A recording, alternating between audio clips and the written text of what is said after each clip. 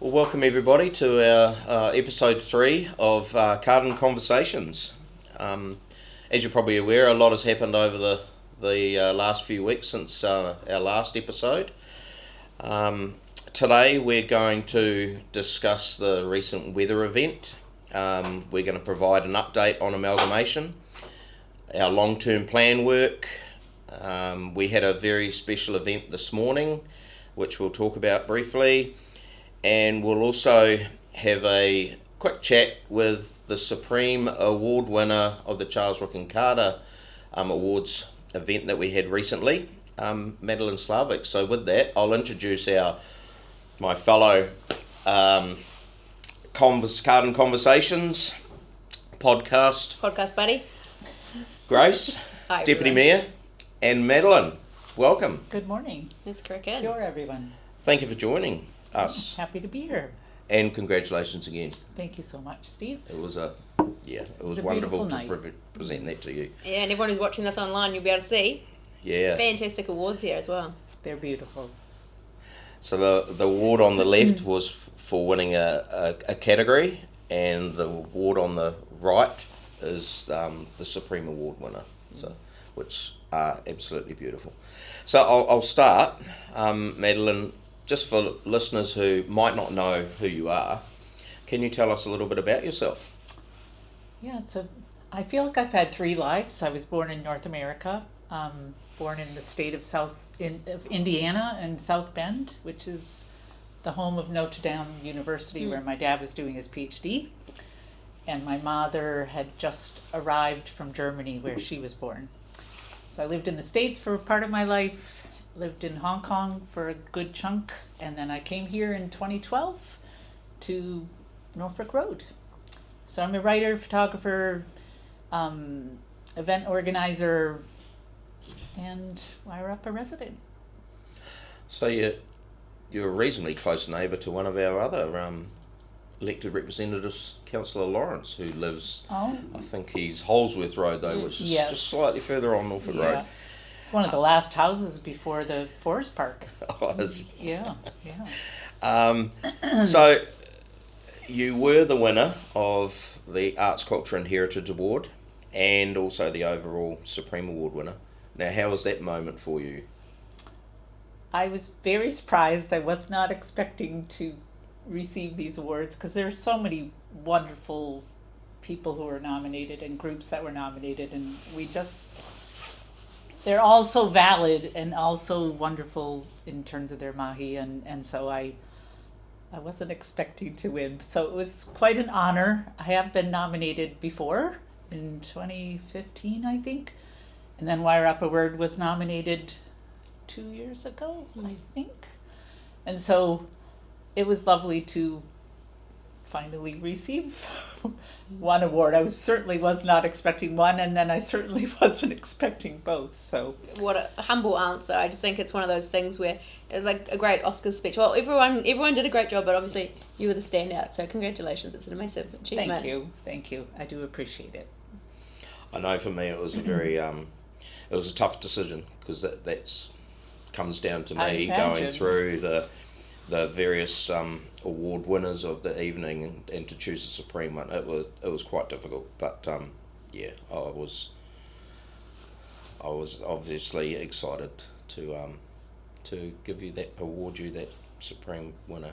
So Wairarapa Word, you've just mentioned that, began back in 2012. It's grown into a much loved community program.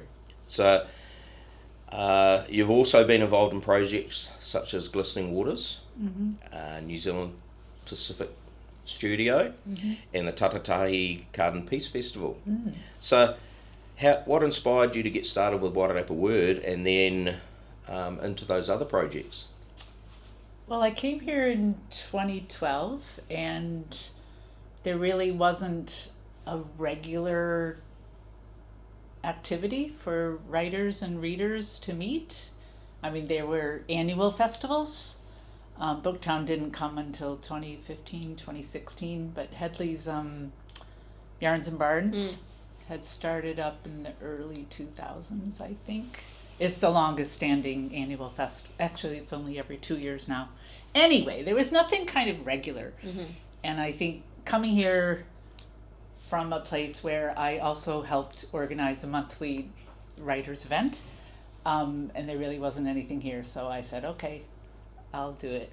And Awesome. I didn't do it alone. I had another co-founder who has since kind of bowed out a bit, but we started it up, and I've kept it going really for 14 years now. Wow. And we really try to keep it public. It's not a club. You don't have to pay to be a member. There are no dues. We're a loose group. We're not officially registered. We kind of like it that way. We're a bit, a little bit on the rebellious side as a writer. You believe in your freedoms and your freedom of speech and your intellectual right to communicate what you want to communicate in a beautiful way, hopefully.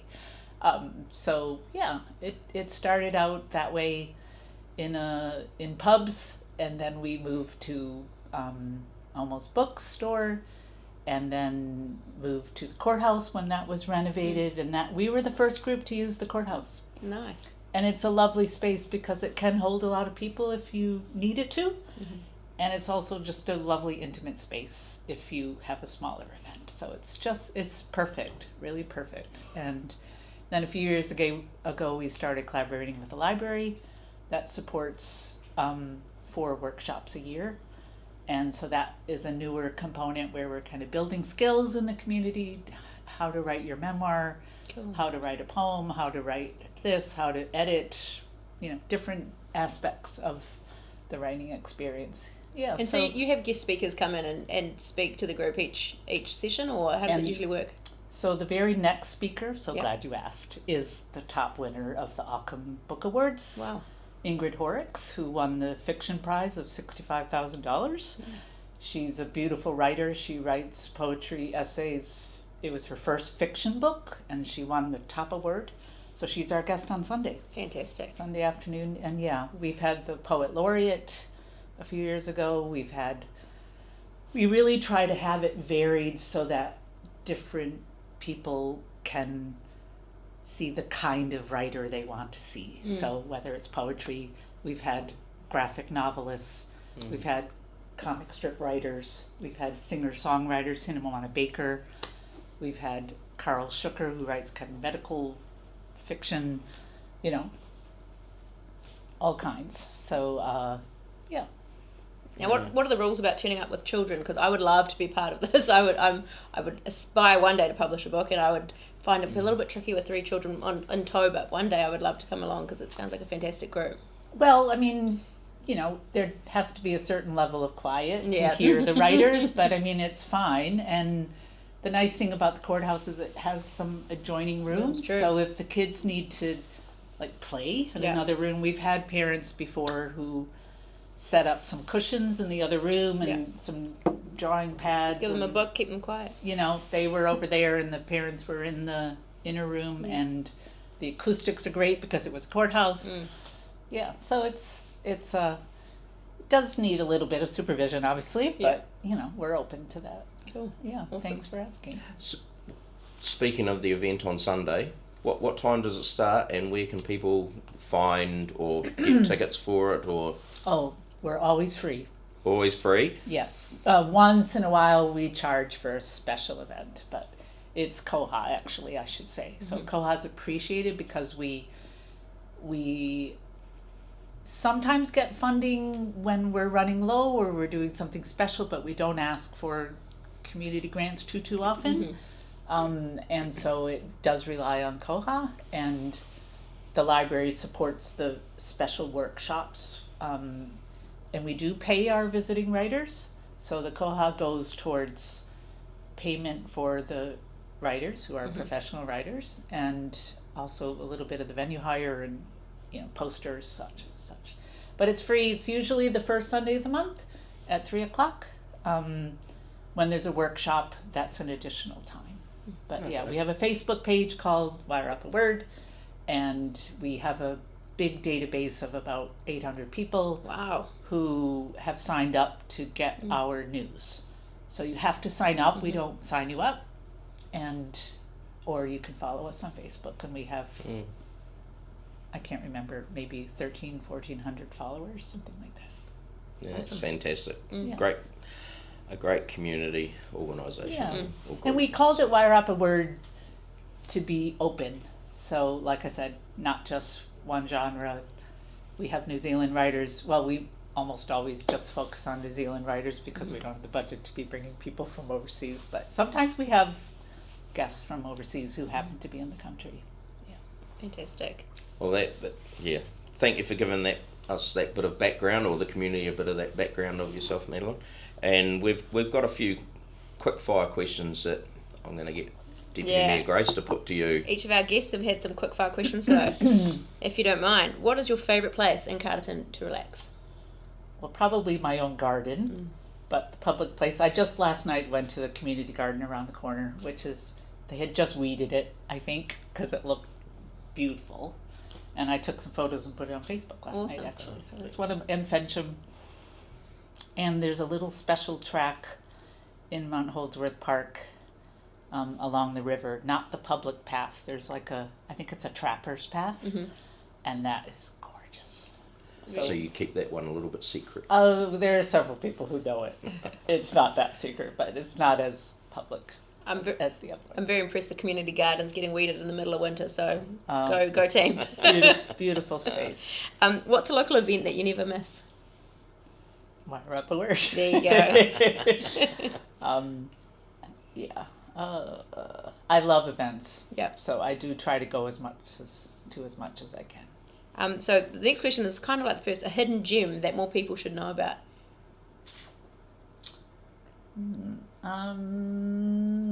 Any favourite little cafes or spots you like to go to?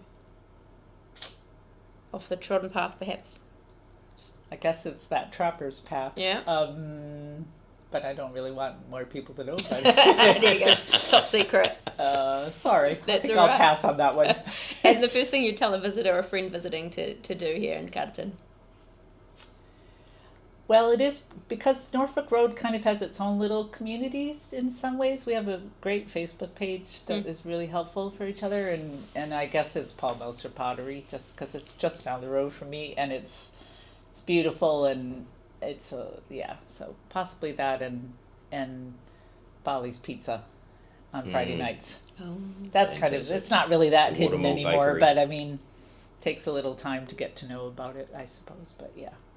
And it's just super local for me as a Norfolk Roader. Awesome. Pays to book. Your Watermill Bakery, you got to book your pizza bases, but it's a fantastic venue. Madeleine, thanks so much for joining us. Sure. For bringing your trophies in. I love it.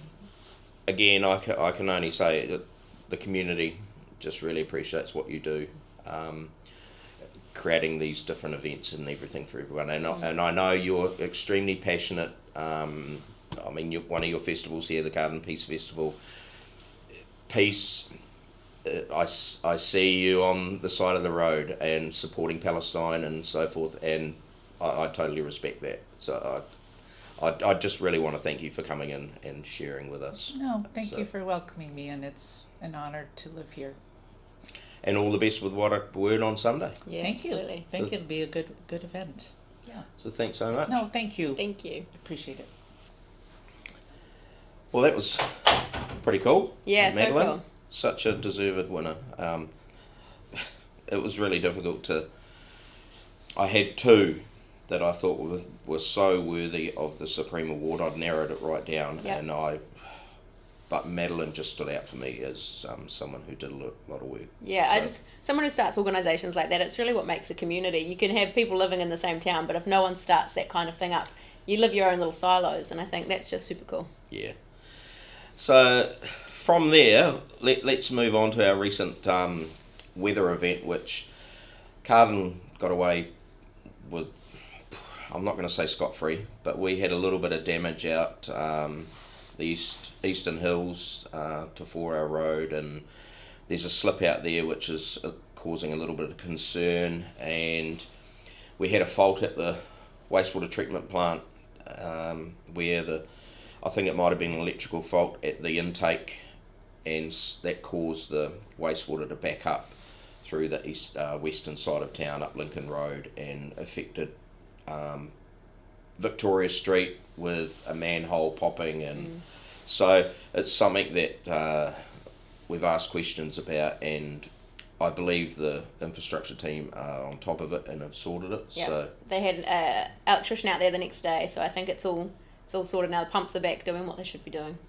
yeah, so it's probably something I will be asking questions about, how we can create if something fails, that there's something that comes in straight away, that we don't end up in that type of position again, because I'm not a fan of sewage coming out of manholes, which seem to be occurring in our neighbours in Marsden quite frequently during weather events. Which seem to be happening every 5 minutes right now. I mean, we used to call it rain, but now it's a weather event and it happens constantly. So, yeah, It does. Credit to our council staff who are out there fixing these roads and trying to minimise damage in the future as well. So, yeah. Yeah, it's really difficult. I feel sorry for our neighbours down in South Wairarapa who have a lot more issues than we do. So, yeah, absolutely. I saw Mayor Wild on the news the other night, talking about these bridges, and it's constant down the moment they're down there, and for the farmers losing hundreds of stock, it's just reoccurring. Yeah. It is, and there's a struggle there for paying for all this, but I know that the government are short of money too, and they can't just throw $20 million to South Wairarapa to help them out. It's just not there. So I feel like this issue flows quite nicely into our amalgamation talk. So should we have a little powwow about what's happened since our last amalgamation chat when we had Jeff here, the CEO? Yeah, well, I think since then we've had a couple of public meetings. Yep. Which I think there was an adequate amount of people turned up, but probably you attended the Gladstone one, which was reasonably well attended, I suppose, for a country pub. Yeah. And then we had the next day we had just a walk-in where people could come and talk with the elected representatives, which we had a few people come in, but even that wasn't that well attended. But we seem to be getting the message out there, and to me it's about people filling out the survey that's out there and just giving us some feedback of what is their preference. Yeah. So. Yeah, I feel like it's one of those things. The Mayor said, I did the one out in Gladstone, and there was a couple of couples out there who came over to me and said, why are there not more people here? This is so important. We need everyone to be talking and sharing their thoughts. And I said, I agree. It's really frustrating when you're in council and you have all these important things that are happening. This really impacts people's lives. And they're so busy, head down, bum up, doing their own work. Sometimes it goes over the radar. But this is really important, and we do want people's feedback because we have a decision to make on the 29th of July. So we've only got 4 weeks until our council and our neighbouring councils will be making a decision on what we're doing next. And feedback before then would be great. We have the surveys open. It's on our website. I think just on the homepage you can fill that in.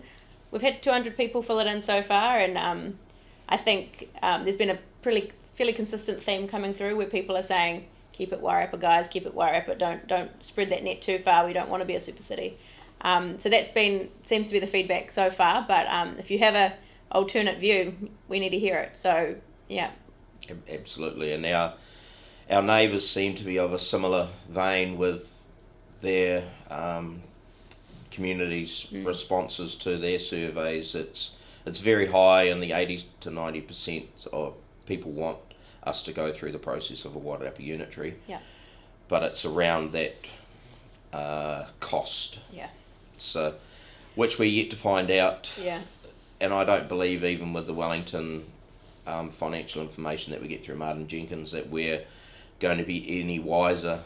So for me, Grace has actually said the Morrison Lowe report told us that the Wairarapa unitary was a viable option. So I feel we've already got a direction to go, and we should follow that path personally. Mm-hmm. Yeah, no, I agree. I think we had that initial report done which showed, is it doable? And if it is doable, in my mind, crack on. We've got enough information there to say it's viable. Obviously, we don't have half of the information that we need for all of the intricacies of what this would look like, but we have a green light of sorts there. So I think that's really encouraging. There is another report coming out in hopefully the next 2 weeks, which has done modelling considering what would it look like for a Wellington unitary model that the Wairarapa and Kapiti would be part of as well. And so we're going to get that information. We'll have all of that information before we make the decision the end of July. We have some concerns that perhaps that the information that's being provided by Wellington is going to potentially favour a Wellington model. So we'll take the information with a grain of salt, make sure that we're weighing up all the information. One of the things that someone mentioned to me at the Gladstone pub 2 weeks ago was, you mentioned unitary. What is that? And they said I had to Google it because you've used the word and I actually don't know what it means. And I think it's probably worth explaining what's the difference. We've talked about amalgamation in the past, where we've got our potentially Masterton, Carterton, South Wairarapa joining together as councils, and then you have Greater Wellington. A unitary puts that all together into one entity, where we combine our local government side of things and the elements that Greater Wellington do, all those resource consents and land use stuff, rivers, flood management. Yeah, environmental, pest. Yeah. Yeah, it's probably the thing. The fun police. the thing that I see advantageous of going through a Wairarapa unitary process is we can set our own regulatory level or policies that we fall under, and Greater Wellington have a gold standard, and Martin Jenkins actually produced a report back in 2013 when councils were going through this process previously, and even in there it talks about Greater Wellington having a higher standard than what government actually want. So if we're looking at going through this process as a Wairarapa unitary, having a standard which is in line with government policy makes sense, which makes it a whole lot cheaper. So I think it's certainly plausible and viable for us to. Yeah, and I think it's something that our communities really want. When you listen to the rural voices, they're saying there's so many things that aren't allowable within Greater Wellington's rule book around the rivers and gravel extraction, all sorts of rules that have been set at a level that is, as the Mayor said, above and beyond what the government actually consider the policy. And so Greater Wellington have continued to push further and further into this green space, which comes with big dollar signs. And there's a plethora of staff out there. They've got over 800 staff in Greater Wellington, and we think we could make some savings there. The idea of a smaller government that's more efficient in the Wairarapa serving our people seems pretty appealing to me. So hopefully we can get our neighbours singing on the same hymn sheet there. Yeah, well, I mean, we've already been told by the consultants that setting up a Wairarapa unitary should be around 10% conservatively less than what it would cost to set up a Wellington unitary. Yeah. So conservative to me could mean 20 to 30%. So I really do feel that we should at least go through that process and see whether it is viable for us to set one up. Absolutely. And then go from there. And one of the other parts is the government are obviously, I believe they're sitting in urgency this week, which means their MPs don't get to sleep. They stay up till midnight and debate legislation, and they're trying to rush through a bunch of legislation specifically around local government.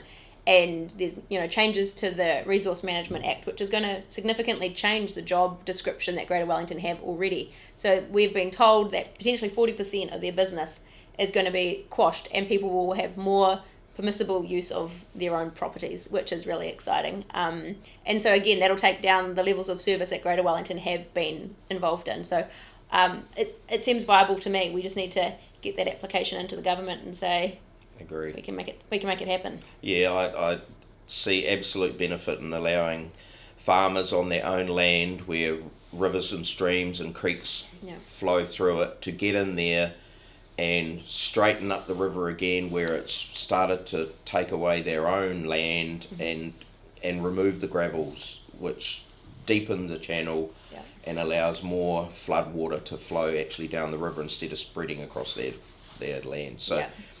I see a lot of benefits in the changes that the government are making through the RMA and so forth, making things more permissible. So Yeah, we might see less weather events if we have the ability for water to drain away as it should do.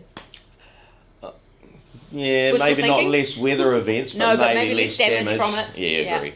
Yeah. So the conversations around amalgamation are going to be ongoing, and I'm not sure we're going to have an opportunity to have further public meetings between. We're potentially going to receive the Martin Jenkins report on July the 22nd, around that date, or the July the 17th. I'm not sure we're going to have time to throw in some public meetings to get more feedback from you, but if we can, we will. Yeah. So, And it will be a council meeting on the 29th. yes. Will there be public? Extraordinary. Will public be allowed to come in to the start of that meeting? Is it going to be? I would guess it will be a Yeah, public there'll be meeting. I don't believe there'll it'll be be a public forum at the start. So potentially that could be your opportunity if you have something to say. Get in on that day in the morning and share your thoughts. Absolutely. So we will make sure that we share the Martin Jenkins report publicly as soon as we receive it, because I think that's only fair that As you we did have with the the last same one. access to it. Yeah. So Long-term plan. yeah, long-term plan. There's just so much going on. We're being thrown this way, thrown that way, but we're also got to go through our standard 3-year process of developing a 10-year long-term plan, and we are going to be out and about in the community between the 12th and 26th of July, seeking your feedback as to some of our thoughts of what we want in that long-term plan, and some of we want you to give us your thoughts of what you want in our long-term plan. So Yeah. And it's, as the mayor said, we've got so many curveballs in the air that we're trying to dodge around at the moment and figure out how to make happen. And then you've still got the procedures of the long-term plan. And this is going to be sort of like a pre-consultation, I believe. There's going to be further consultation closer to the time. The long-term plan's not adopted until June next year. Yeah. So we've still got a wee bit of time. But in council, we started talking about it in January or even December, I think, before Christmas.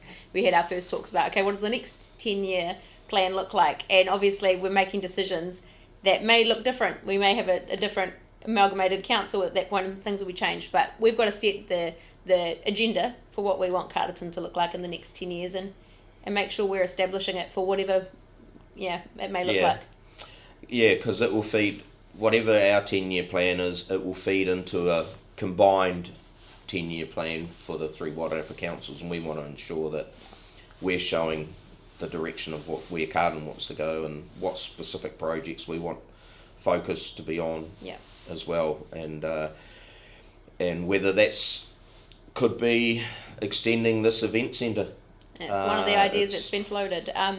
We've got, obviously with local water done well, we're losing our water assets next year in July. That'll all be going into this council controlled organisation. So that's going off our council books. So our council's going to be in a position where we're debt free in a year's time. And so that creates potential opportunity, other things to explore, maybe more of a focus on our roading network, less potholes, that kind of thing. We'll see. But they're all decisions that we need to make. So that'll be great to have the community's feedback through July to see where you want us to be looking next. And as Grace has mentioned, we will come out and do proper community consultation with you early next year once a draft is developed, and we'll have a consultation document which will include different projects and so forth that you can say yes or no to and help guide us forward. So fantastic. So that's something that's just ongoing. Our ELT and staff members are extremely busy working on that long-term plan, so as well as everything else that's going on. And one of the exciting things that's kicking off at the moment. Agree. Economic Development Committee. You want to share what happened this week? Well, we met the committee met for the first time, and the community members that have been voted onto this committee are Christine Caldwell, John Tullock and Grant Sidaway, and they have fantastic visions of how they'd like to see the Carterton move forward, and we all know that we want our High Street spruced up. Yeah. Because it's, as Grant puts it, it's looking quite tatty. And so I'm comfortable with that analogy, because it is in certain areas it's looking tatty. And Christine done some work where she presented some slides which had buildings as they're existing, and with an overlay of what they might look like with some paint and some plantings, and it was spectacular. It really was exciting. So the committee had quite a buzz, and elected representatives who sat around the table listening were enjoyed what was presented to us. But part of that, one of the last things she presented was some new signage for each end of town, and it was based around the dark sky, and it was Carterton, the heart of dark sky Wairarapa. Nice. And I just think that is really going to be us. Marston are involved in the dark sky at the moment, and we're trying to be part of it, and I think they will. They will be accredited with dark sky, so we'll extend, which will mean Carterton.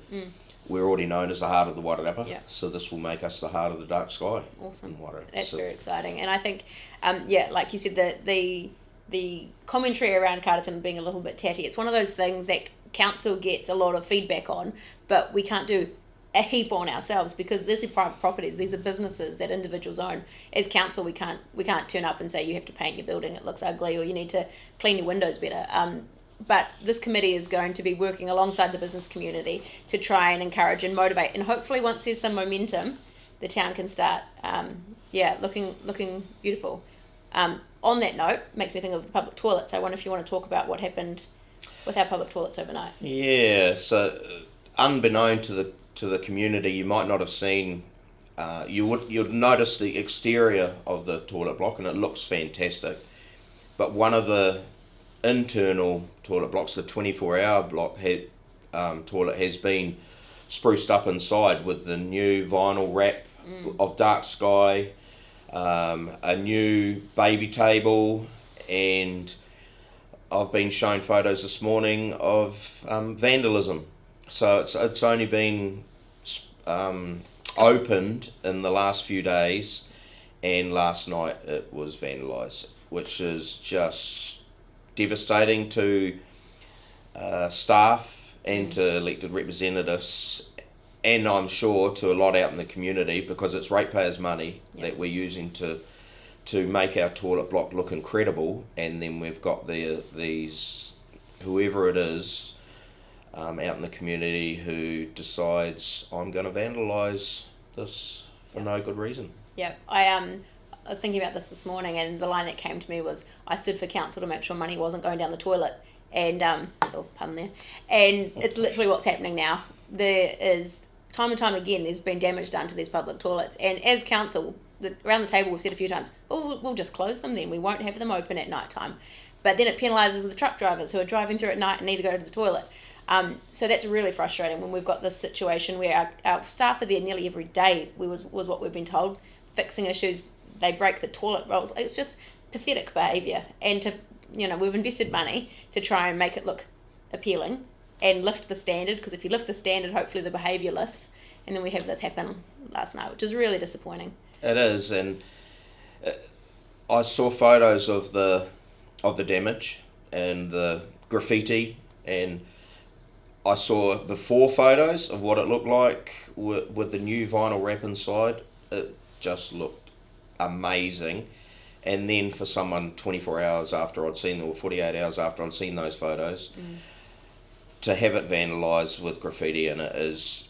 And we do have CCTV footage outside of the toilet blocks, but whether that is going to show us who the culprits might have been, or culprit who's done the vandalism, I'm yet to know, but it's just very disappointing. Yeah, and it is something that council will need to make a decision on at some point. If this kind of behaviour continues, then we will have to make drastic action and shut toilets in the evening if that's when the damage is happening. I know that will potentially be a recommendation of staff, because Ants, who's one of our parks, a senior member of our Parks and Reserves team, he showed the photos this morning of the vandalism, and I know he was pretty upset about it. And I really feel for him and the team who have got to go over there and tidy it up. And often it might not be graffiti, but it's someone who's just decided to throw toilet paper, pull all the toilet paper out of the thing and throw it all round and try and light it on fire. And it's just costing ratepayers more money. And I think that these people need to be held to account if we can find out who it is. So absolutely. I'm hoping that the police will be informed about it, and hopefully they get caught. But another thing which is sorry, Grace. No. I was going to say another thing that's occurring at the moment is we're taking the opportunity to, in advance of YT Waters, and sending the community or residents or ratepayers out an invoice just to show you your water use. And if you're using the allocation, which is 225 cubes, this invoice that you receive will show, and will obviously ask for a payment if you're using over, and if you've got a zero, that's fantastic, it means you're not using over the allocation. So it's something to keep in mind with the waters transferring next year on the 1st of July. This is what will be invoiced to you moving forward, just to give you an idea of your water use and the bill that you might expect to get when YT Waters take over. Yeah, so don't freak out when you see the invoice come through. It is just sort of preparing you for what it will look like in a year's time. But yeah, it helps us all to conserve water. We know there's not infinite supply at the moment, and so it's good to keep an eye on how much your household is using to save money. Yeah, exactly. And we all want to. Everyone's trying to lower their water use, and the more we can help you to understand if you are using over your allocation, the better. So yeah, a couple of really positive things to kick on after our grumpy toilet talk. We can go. That was pretty crappy. It was, well done. Community grants are open. Community grants is really fun. For those of you who might not know about it, it's something that our council does a couple of times a year, and it is an opportunity for, if you've got something awesome that you do, an organisation that you're part of, the grants are open, so you can submit an application through online on this fancy little portal thing, and the grants committee sit around and get to have presentations from the community.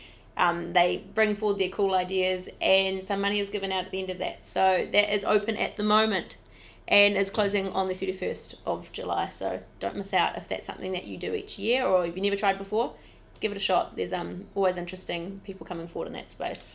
Yeah, and our deputy mayor was on this committee, and she allowed one of our new councillors to jump on there, and because she wanted someone else to have the opportunity to feel like Santa Claus. Yeah, I'm not that great at being Santa Claus, but there's other people who are better. So yeah, Grace struggles with giving out ratepayers money, so she'd like to pass it on to someone else, which I totally understand. But I do support having a community fund where we can support our community organisations to, like Wairarapa, right? Like that's the kind of organisation that needs that. If you want community buy-in, there is a cost to that as well. So I understand the value that it provides as well.